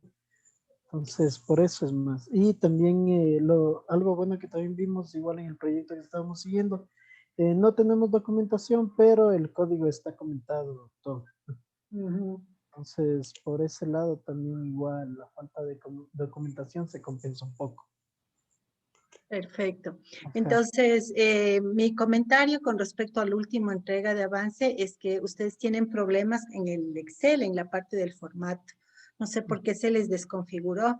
Entonces, de pronto les convendría más bien volver desde la plantilla Una, original y redigitar la información, porque no valdría la pena que la matriz se quede desformateada como está ahorita. Pues vean ustedes qué les resulta más rápido, si tratar de volverle a formatear bien, porque los campos como es combinados y demás están desformateados, o más bien volver a digitar rápidamente en una matriz vacía otra vez. Pero tienen que componer eso de alguna manera, ¿ok? ya, Listo. Entonces, eso con respecto a los proyectos, sí quería en la clase de hoy tomarnos este tiempo, la mitad de la clase, para hablar de ello, ya que tenemos que cerrarlos esta semana. Y como les dije, pues yo estoy dispuesta y atenta a cualquier duda que ustedes vayan teniendo conforme vayan avanzando en las mediciones que faltan y en la elaboración del informe. Vamos a hacer ahorita un pequeño ejercicio de, digamos, de pausa activa.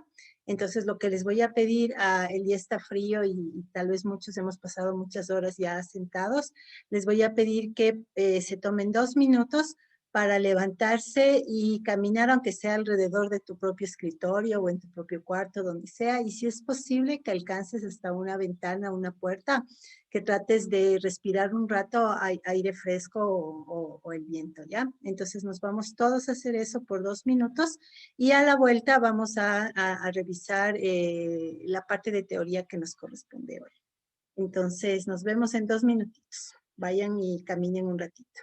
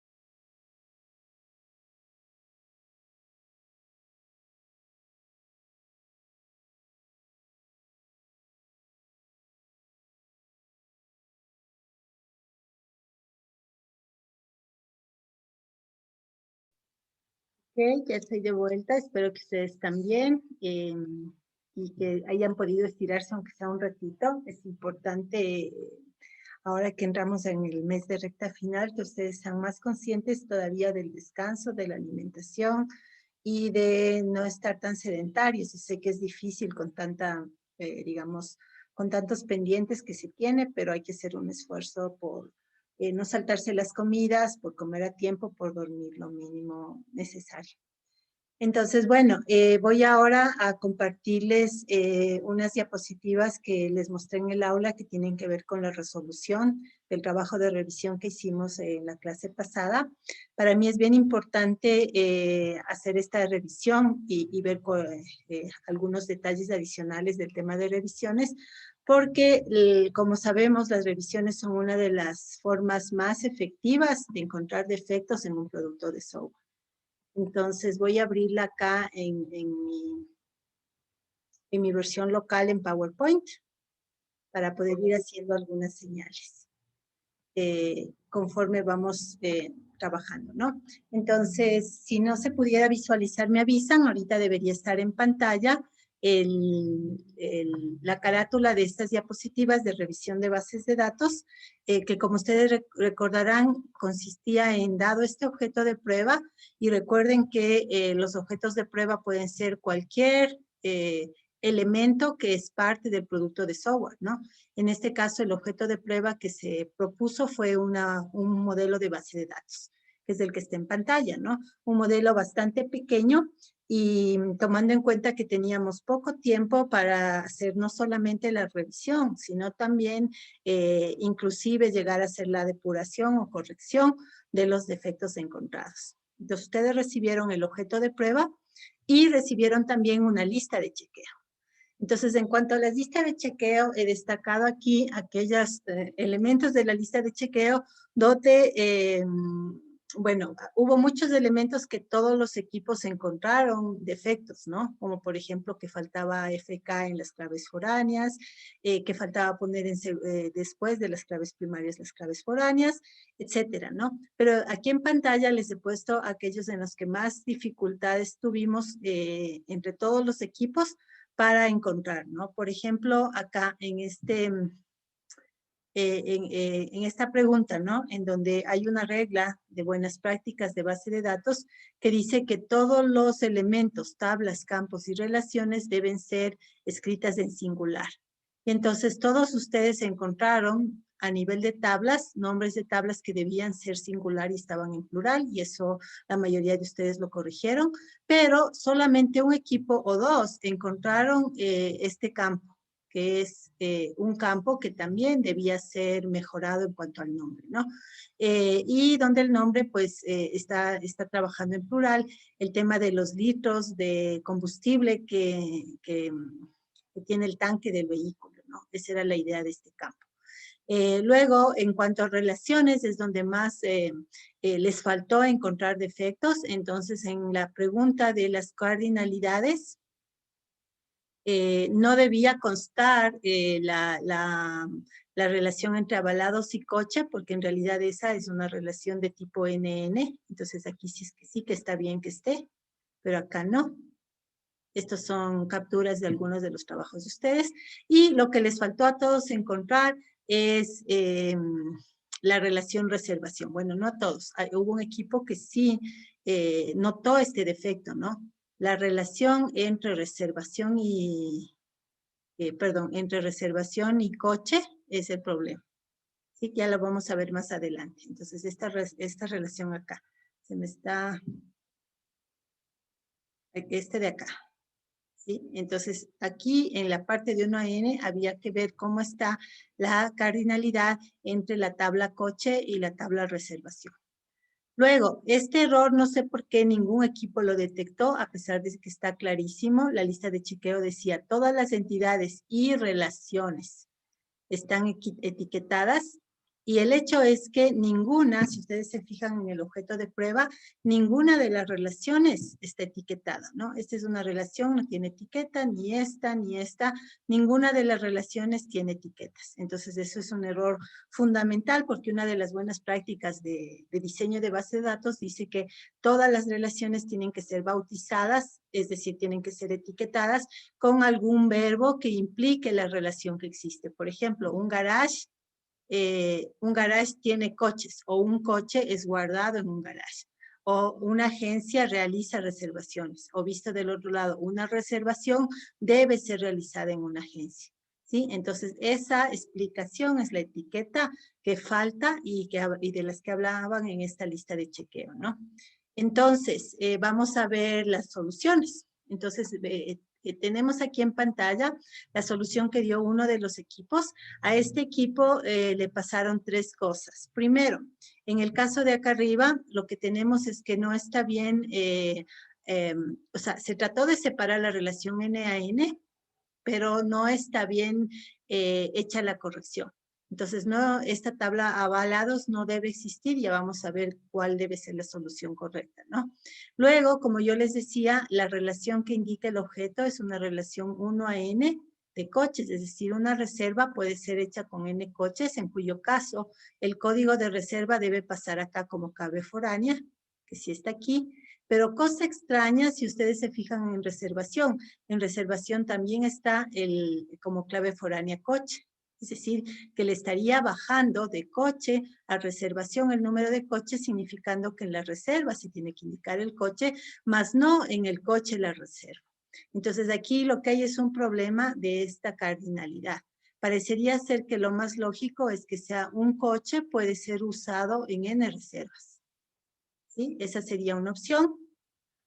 Entonces sería una relación 1 a n. Y la otra opción sería una relación n a n. En una misma reserva puedo reservar muchos coches y el mismo coche puede ser reservado, puede ser usado en varias reservas. Si te vas por el lado N a N, eso significaría abrir una tabla, ¿no? De relación reserva-coche. Y si te vas por el lado 1 a N, habría que modificarla. No es de 1 reserva N coche, sino 1 coche N reserva. Entonces, esto está mal y no se detectó. Y por último, el campo que habíamos dicho, ¿no? Entonces, este equipo hizo mal una corrección y le faltó detectar 2 defectos. En el siguiente equipo, este equipo no presentó el modelo como diagrama, sino que presentó un listado. Entonces, como ustedes ven, es mucho más difícil revisar la propuesta de corrección de defectos que hace el equipo si se lo hace textual, que si se lo hace en diagrama, ¿no? De hecho, se había pedido en diagrama. De todas maneras, lo que está explicado aquí es correcto, pero les faltó 3 cosas. Uno, el campo que está en plural, que había que cambiarle el nombre.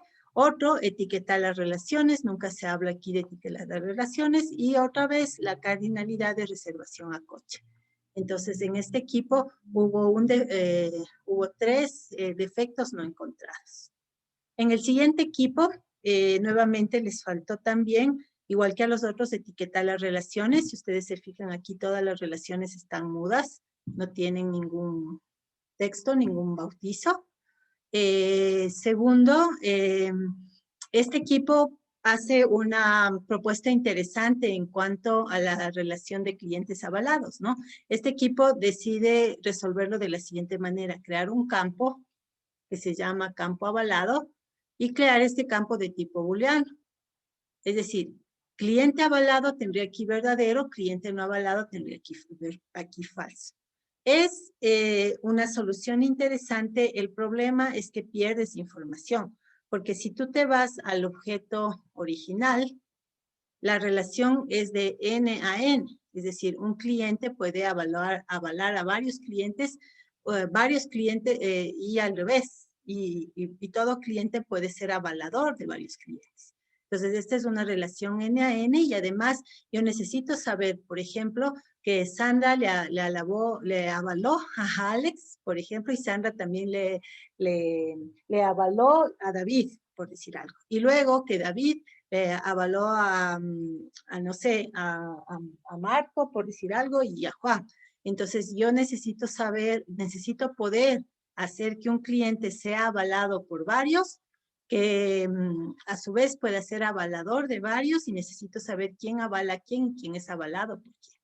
Entonces toda esa información no se está guardando en esta versión de la base de datos, porque aquí solo tengo un campo verdadero o falso, si estoy avalado o no, pero no sé por cuántos estoy avalado ni por quiénes estoy avalado.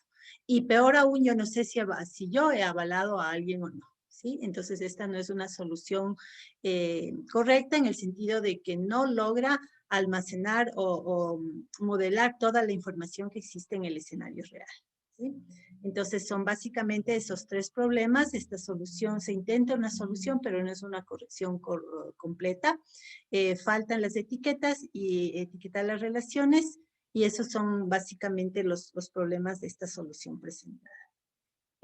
Acá nuevamente está mal representado el tema de cómo rompo la relación 1 a n, porque esta tabla avalado no existe en la vida real. Lo que existe es clientes que avalan y clientes que son avalados, ¿sí?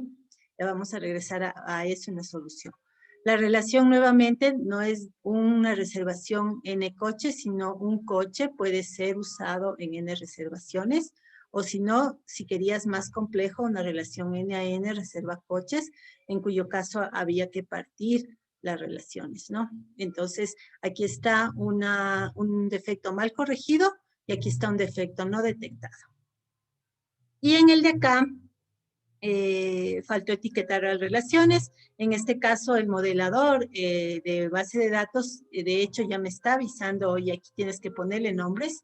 Y entonces, por default, les pone unos nombres, digamos, automáticos, relación 1, relación 2, relación 3, esperando que tú le des clic y le pongas un nombre real, como por ejemplo, un cliente solicita una reservación, o una agencia ejecuta o realiza una reservación. Entonces faltó etiquetar las relaciones, y nuevamente está mal resuelto el problema N a N de clientes avalados y que avalan, porque a pesar de que aquí ya hay, se ve un poquito mejor la solución, porque aquí se ve que va a ser necesario saber el código del cliente que avala, ¿sí? Y el código del cliente avalado. Entonces, son dos códigos de clientes. Ahora, ¿dónde están estos códigos de clientes? En la tabla cliente, ¿sí? Entonces, esta es la mejor propuesta de solución, pero todavía no es una solución completa, porque la clave primaria es un número de identificación único que no tiene semántica, y solamente se establece una clave foránea, la cliente, cuando en realidad aquí el mismo equipo está diciendo que se necesitan dos IDs de clientes, es decir, dos claves foráneas que vengan de la tabla de acá, y por ahí va la solución real, ¿no? Entonces tampoco esto fue un ejercicio completo, en el sentido de que la corrección todavía no es la correcta, y faltaron aquí especificar las relaciones. Sin embargo, noten como, por ejemplo, este equipo cambia el nombre de ese campo problemático a cantidad litro, que ya sería un nombre más, digamos, adecuado, y que nos va a permitir disminuir la complejidad para el mantenimiento, ¿sí? Entonces, ¿en qué consiste el trabajo extra que ustedes pueden hacer si quieren por décimas? Consiste en, ya les voy a abrir la tarea en el aula virtual y pueden entregarla hasta el día del examen inclusive. Consiste en implementar la solución correcta del problema de este problema de aquí, del problema de que los clientes pueden avalarse entre sí, ¿sí? Perdón, voy a ir al objeto de prueba, ¿sí? El problema de que los clientes pueden avalarse entre sí en relación N a N. Aquí está el cliente avala y el cliente avalado, es decir, necesito dos ID de clientes. Eso es lo que se llama en base de datos una cardinalidad recursiva. Entonces, la solución más sencilla, pero que no es completa en este caso, es una recursividad 1 a N. Por ejemplo, un empleado que supervisa a otro empleado.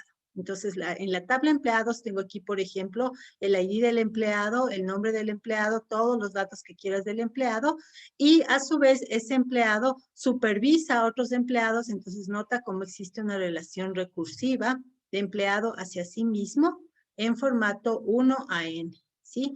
Eso va a implicar que, ¿qué? Que a la tabla empleados se le va a crear un FK, un foreign key de empleado, que en este caso significa el manager.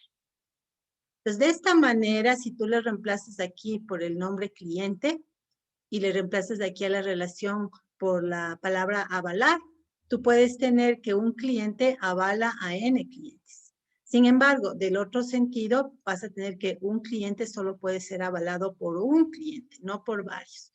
Entonces, aquí estás resolviendo el problema de avalar, pero solamente tomando en cuenta o restringiendo a una relación 1 a N, que no es lo que dice el ejercicio, ¿sí? Lo que dice el ejercicio en realidad es una cardinalidad recursiva N a N.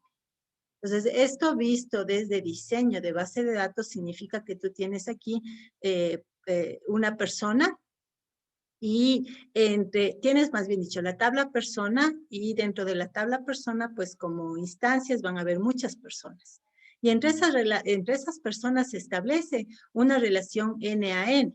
En este caso, por ejemplo, en este ejemplo, te invitar a una fiesta, ¿no? Entonces digo, una persona de esta tabla puede invitar a N personas a la fiesta. Y al revés, una persona de esta tabla puede ser invitada por N personas a la misma fiesta. Entonces, lo que tienes es una relación recursiva N a N en la misma tabla persona. Eso es exactamente lo que está pasando entre la tabla cliente, que es esta de acá, ¿no es cierto? La tabla cliente y la relación avala y es avalado, ¿sí?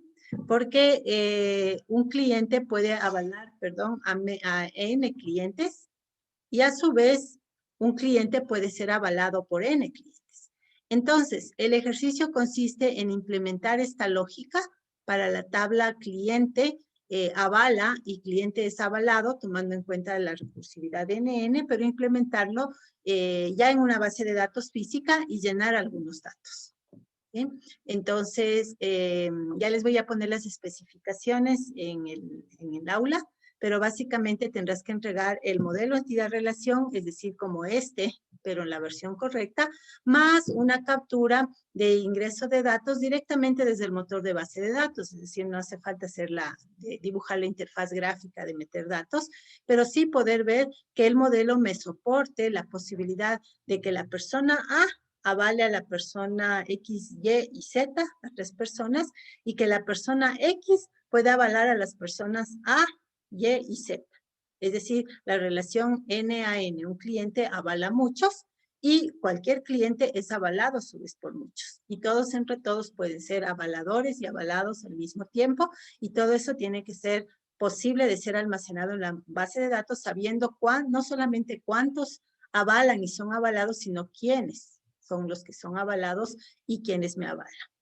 Entonces, ese es el ejercicio que quisiera que resuelvan para poder terminar este trabajo en el cual la idea era, obviamente, quitar todos los errores, digamos, sencillos o obvios que ustedes encontraron y eliminaron, pero también estos otros errores más, digamos, complejos de detectar y también de corregir.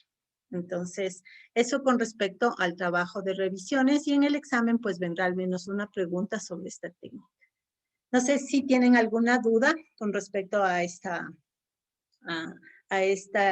trabajo y el trabajo extra. Y si no, me ayudan por favor con el visto. Gracias, Paul, y Gaby, Dome, David, Brandon y todos los demás. Ok, gracias. Entonces, vamos ahora sí a avanzar al capítulo 4, que es el último capítulo. Ustedes hicieron la lectura del capítulo y también la resolución de los ejercicios. En muchos casos los ejercicios están bien resueltos, en otros casos sí hay algunos ejercicios que no era la respuesta correcta. A todos les he puesto la solución correcta en su respectivo al lado de la calificación para que ustedes puedan saber cuáles eran las respuestas. Sin embargo, si quisiera en esta última parte de la clase, en el tiempo que tenemos, revisar rápidamente algunos elementos de la teoría que pueden haber quedado como en el aire y también hacer la resolución. Entonces veamos cómo nos da el tiempo. Voy a empezar abriendo las diapositivas de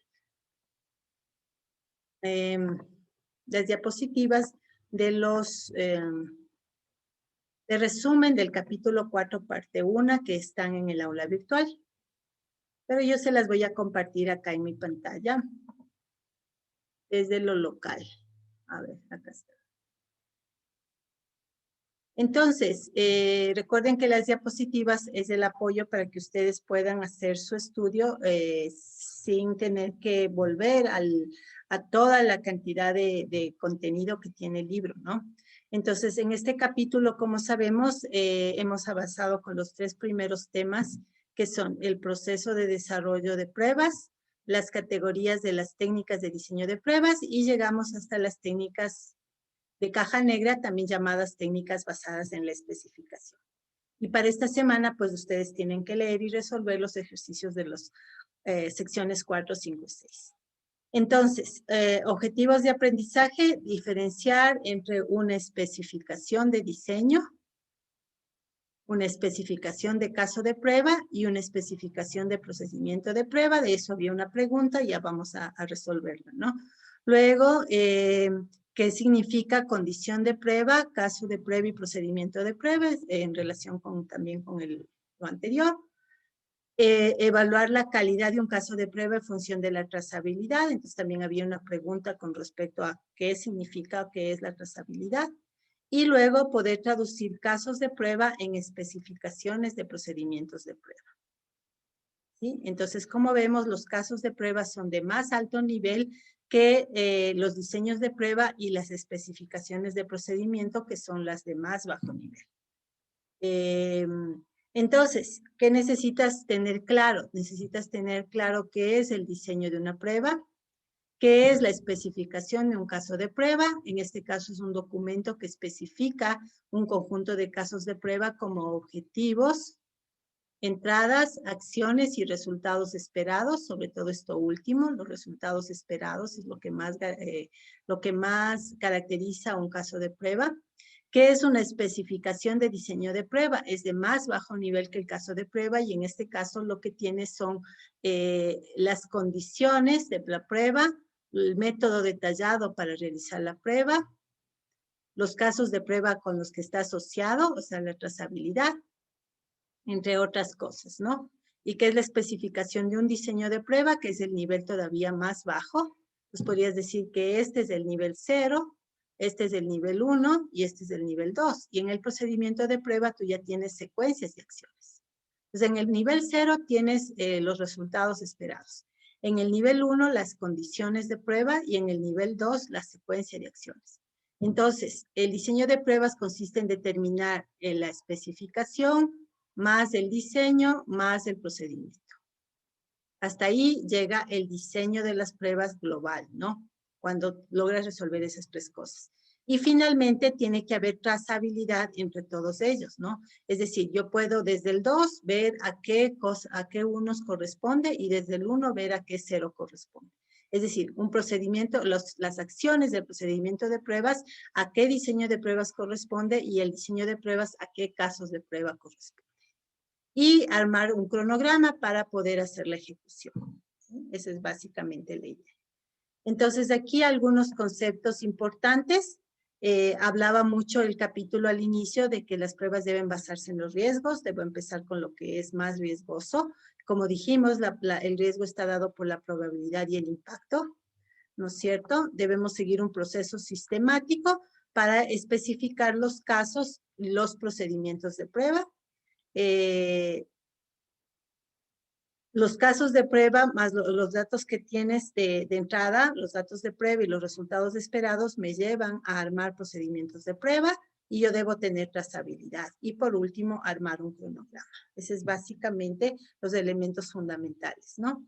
Entonces, las pruebas deben ser basadas en riesgos porque nos permite responder preguntas como, ¿qué técnicas me conviene utilizar?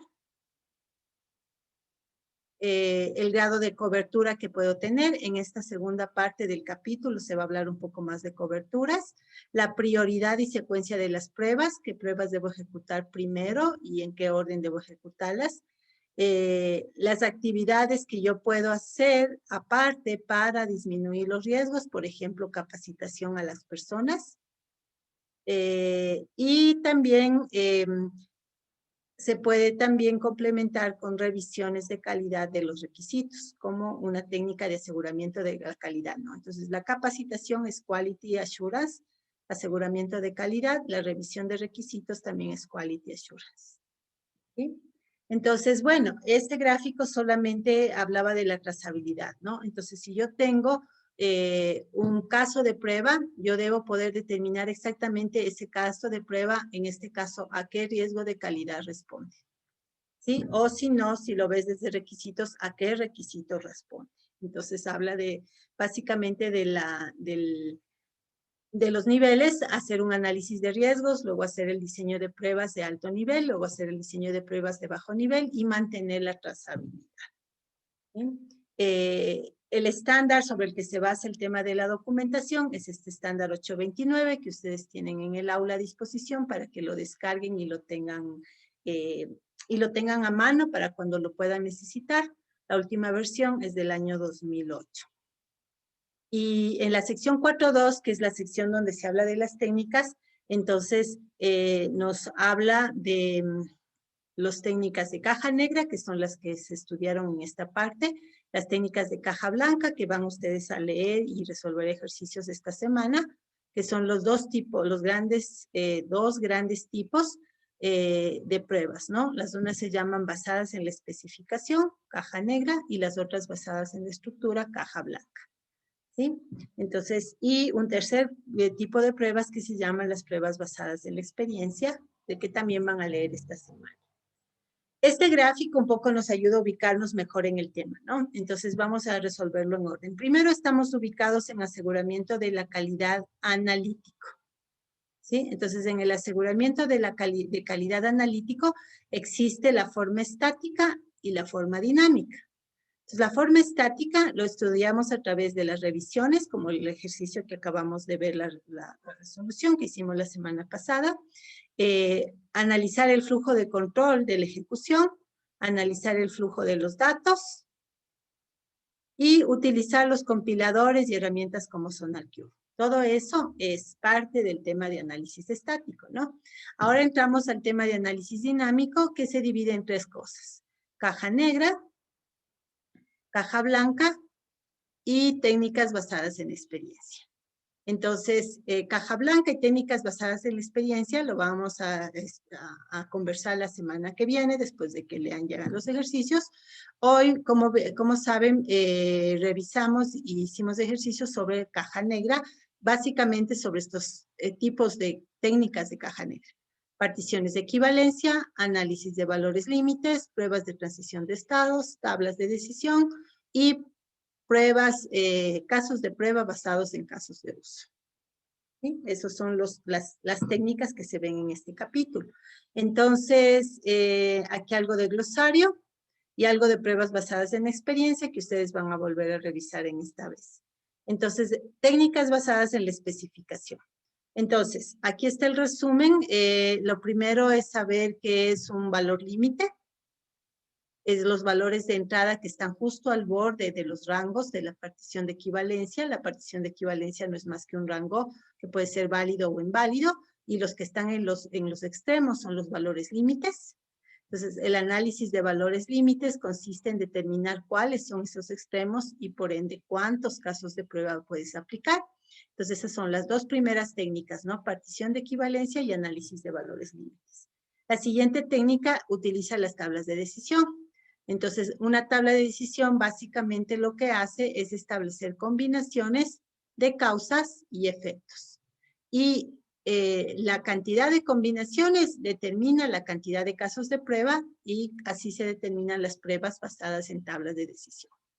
Entonces, el particionamiento de equivalencia, ya lo vimos, es básicamente tomar un representante de cada rango válido o inválido dentro de dentro de una regla de negocio, ¿no? Por ejemplo, si yo quiero ingresar las notas de ustedes, las notas pueden ser desde 0,1 hasta 10, porque no se puede ingresar una nota de 0 total. Y entonces mi partición de equivalencia sería menos de 0,1 es no válida inferior, más de 10 es no válida superior, de 0,1 a 10 es válida. Y un representante de cada una sería tratar de ingresar la nota -5, la nota 5 y la nota 15. Entonces, ese sería el particionamiento de equivalencia. Yo resolví el problema con 3 clases de equivalencia, por ende, con 3 casos de prueba, cada caso de prueba con una representante, ¿no? Que es lo que está diciendo aquí. Cubrir cada partición una vez con un representante. Esa es básicamente la idea de este de acá. Luego, en transición de estados se tiene que trabajar, se tiene que armar el diagrama de transición de estados. Esto sirve sobre todo para sistemas en tiempo real. Y es básicamente los estados por los que pasa el sistema y cómo transita entre todos ellos, cómo cambia de estados, ¿no? Por ejemplo, un elevador puede estar de estado parado a puerta abierta, de estado parado, puerta cerrada, de estado bajando, estado subiendo, etcétera, ¿no? Entonces son algunos de los estados que maneja ese sistema y hay algunas transiciones que son válidas, posibles, y otras que son inválidas o imposibles. Entonces, una vez que se determine ese diagrama, se generan o se diseñan todas las pruebas basadas en las transiciones de estado. Y finalmente, los casos de uso, ustedes los conocen, son casos de uso de UML, y estos casos establecen como una interacción o diálogo entre el sistema y los actores o usuarios, y en base a ese diálogo se establecen las pruebas. Entonces, eso es básicamente de lo que hablan estas técnicas de caja negra o especificación. Entonces, aquí algunos ejemplos, ya hicimos un ejemplo de particiones de equivalencia, el ejemplo de porcentajes es un ejemplo típico, la partición válida del porcentaje 1 al porcentaje, en este caso está marcando solo 99, si es de 100 para arriba ya es inválido, y si es de 0 para abajo ya también es inválido. Entonces yo necesito 3 representantes, menos 10, 10 y 110. Y con esas 3 pruebas yo ya cubro toda esta, yo ya uso esta técnica de particiones de equivalencia para probar los rangos válidos, ¿no? Entonces puedo igual establecer rangos válidos para números reales, por ejemplo, nos decía el libro. Puedo establecer rangos válidos para cadenas de texto, por ejemplo, en este caso, por longitud. Lo que está diciendo esta especificación es que la cadena puede tener entre 100 caracteres y 10 caracteres. Eso será válido. Si tiene más de 10 caracteres, eso significa demasiado largo, se rechaza. Si tiene menos de 6 caracteres, significa demasiado corto, se rechaza. Por ejemplo, las claves de usuario, ¿no? Cuando te dice, ingresó una clave de menos de 6, debe reingresar, debe ser de 6 a 10. ¿Sí? Entonces, eso en cuanto a longitud de cadena. También puedes utilizar, por ejemplo, los ASCIIs, ¿no? Entonces, en este caso, en el eje de las 10, está marcando rango válido desde el ASCII 0 hasta el ASCII Z. Pero si está encima del ASCII Z, que son las llaves y otros signos especiales, ya es inválido, y si está debajo, también es inválido. Es decir, en este caso, el campo no permite caracteres especiales, solamente permite dígitos y letras.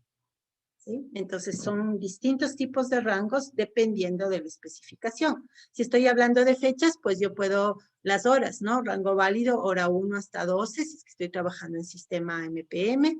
En cuanto a días, 1 hasta un máximo, que puede ser un mes de 30 días, de 31 días, de 28 días, eso en 11 casos.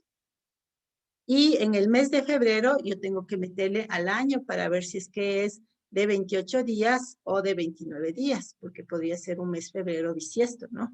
Un mes febrero en un año bisiesto. Entonces, en este caso, el máximo no es un número constante, sino que hay que trabajar con las reglas para saber cuál es ese valor. Y en fechas yo también puedo establecer un rango mínimo y máximo, ¿no? Las fechas de nacimiento que acepto son desde 1900 hasta 2020. No acepto a alguien que nazca a partir del 2021 ni a alguien que haya nacido antes de 1900. Entonces son rangos establecidos nuevamente por la especificación, por eso se llaman pruebas de especificación. Igual en las horas, yo puedo tener horas del 1 a 12, minutos del 0 al 59 y segundos del 0 al 59. Entonces, validaciones de entradas de datos, básicamente eso, ¿no? Este sería un ejemplo. Entonces, siempre partes de la especificación. Entonces, por ejemplo, esta especificación dice que hay un precio de venta al público, que debe ser un número con 2 decimales, que hay un descuento porcentual entre 0 y 100%, y que hay un precio de porte o de envío, ¿no? Que puede ser $6, $9 o $12. Entonces, en este caso, yo voy uno por uno en cada uno de estos campos, yo voy especificando, ¿no? Entonces, por ejemplo, en precio de venta yo tengo estas clases de equivalencia. Si es mayor o igual que 0, es válido y puedo usar el número 1000 de ejemplo. Si es menor que 0, es no válido, puedo usar el -1000 porque no hay precios negativos, y puedo también tener una clase de valores no numéricos. Si me ingreso una cadena de caracteres, también le rechazo. El descuento es el típico porcentaje, entonces, si es menor del 100% es no válido, un porcentaje negativo es imposible. Si es mayor del 100% también es no válido, un porcentaje sobre 100%, y puedo coger una cadena no numérica, ¿no? Por supuesto, también tengo el valor válido, por ejemplo, 10% de descuento. Y en precio de envío, aquí son valores escalares. Es válido el 6, es válido $9, es válido $12, pero cualquier otro número no es válido, y cualquier otro dato que no sea numérico no es válido. Entonces, así vas combinando campos, por ejemplo, de una interfaz, ¿no? Que tiene el precio, el descuento y el valor de envío. Y luego yo voy sacando casos de prueba. En este caso, es un ejemplo de 10 casos de prueba. Entonces, tengo nuevamente el precio con sus representantes, el descuento con sus representantes y el precio de envío, que pueden ser estos en azul los válidos y estos en celeste los no válidos. Y voy armando combinaciones. Entonces, mi caso de prueba T01 va a ser ingresando un precio válido, 1000, ingresando un descuento válido, 10, e ingresando un envío válido, $6. Caso de prueba número 1. Caso de prueba número 2, el precio sigue siendo válido, el mismo 1000. El descuento sigue siendo válido, el 10%, pero ingreso otro de los valores de envío, que en este caso es $9. El tercer caso, mantengo el primer valor, el segundo valor, y el tercer valor, el tercero válido. En el cuarto caso, yo ya empiezo a trabajar con no válidos. Trato de ingresar un precio negativo, pero mantengo un descuento válido y mantengo un valor de envío válido. Este sería el caso número 4, y así sucesivamente. Entonces, básicamente, lo que pasa es que tú determinas el número de casos en función de las combinaciones posibles, de acuerdo a los datos de entrada con los que estás probando. Esa es la idea, ¿no? Y en análisis de valores límites, adicional a los casos de representantes por valores, por rangos, añades un menos delta y un más delta. Donde este menos delta y más delta, el delta dependerá del tipo de dato. Por ejemplo, si son valores enteros, va de 1 a 1, ¿no? Entonces, digamos que estamos hablando de notas. Entonces, las notas, para simplificar, digamos que válidas son del 0 al 10. Entonces, los valores límites serán, como son números enteros, digamos que para simplificar no hay decimales, o pongamos con decimales, ¿ya? Digamos que las notas pueden variar con decimales de 0,1 en 0,1. Entonces, mi valor límite debajo de 0 sería menos 0,1, y sobre el 0 sería 0,1. Y en el 10, mi otro valor límite sería 9,9, y el sobre el 10, que sería 10,1, que es un valor no válido, ¿no? No puede haber una nota de 10,1. Entonces, de esta manera, aumentan los casos de prueba a través de restar y sumar deltas. El valor del delta depende del tipo de dato. Es básicamente análisis de valores límites. Entonces, aquí tenemos el ejemplo, ¿no? Para los porcentajes, entonces yo ya establezco los valores restándole, en este caso, una centésima, sumándole una centésima al 0, restándole una centésima al 100, y hacia afuera los negativos, una centésima encima y una centésima debajo. Porque es por lo general en los límites donde los sistemas fallan. Por eso es que tratamos de probar con datos de prueba en los valores límites. Luego, lo siguiente que se vio fue las tablas de decisión. Entonces, este es el ejemplo tomado del libro, ¿no? Luego se vio después de las tablas de decisión, los estados, árboles de transición de estados. Y entonces, de igual manera, tú vas, en base al grafo de transición de estados, vas armando una tabla de transición de estados y luego vas sacando los casos de prueba en base a las combinaciones dadas. Y finalmente, el tema de las pruebas basadas en casos de uso, ¿no? Entonces, este es el caso de uso. Y dado que en este caso de uso hay todas estas actividades, se ordena la comida, se prepara la comida, se sirve la comida, etcétera. Entonces yo voy armando casos de prueba basados en estas interacciones del caso de uso. Entonces, eso es la teoría. Ahorita, lamentablemente, ya se me acabó el tiempo para ver la resolución.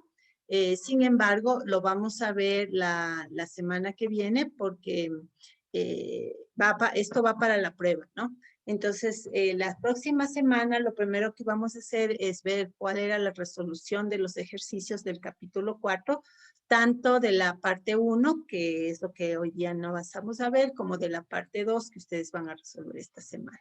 Y de todas maneras tienen ya la resolución en su retroalimentación individual en el aula virtual. Entonces, bueno, eso por hoy, manos a la obra. Entonces, como equipo, tienen pendiente la entrega del informe hasta el próximo lunes, hasta el día 8, y individualmente tienen la entrega de la última tarea de ejercicios hasta el día domingo a las 23:45. Entonces, eso sería todo por hoy y espero que tengan una buena semana y nos vemos el próximo lunes. Que estén muy bien. Inge, perdón que le interrumpa antes de irme. Lo del trabajo extra, todavía no hay fecha. Sí, pueden entregar hasta el día del examen. Ya. Ya le voy a subir en el aula virtual. Ajá. Ya, muchas gracias, Hasta el día del Inge. examen. Ok, Eli, que estés muy bien. Hasta luego Hasta con luego, todos. Inge.